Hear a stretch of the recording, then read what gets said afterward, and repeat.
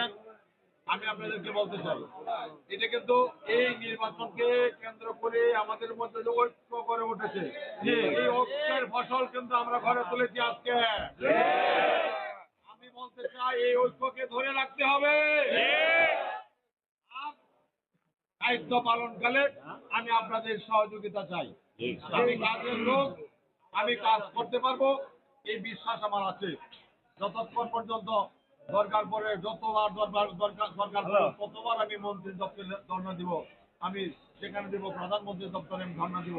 তারপরেও এই কটিয়াদি বাকুন্দিয়ার যেসব কাজগুলি দরকার, উন্নয়নের জন্য যেসব দাবি আপনাদের থাকবে, এই দাবিগুলি আমি ইনশাল্লাহ আদায় করে আনবো সরকারের কাছ থেকে।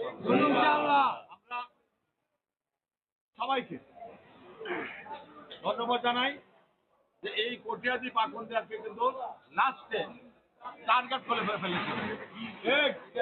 আমার সভাপতি সাহেব জানেন, আমার সেক্রেটারি সাহেব জানেন, দুইজন জানেন যে মেসেজ আসছে উপর থেকে যে আপনারা সতর্ক হয়ে যান, সাবধান হয়ে যান, এইটা হতে পারে, ওইটা হতে পারে, ওইটা আমাদের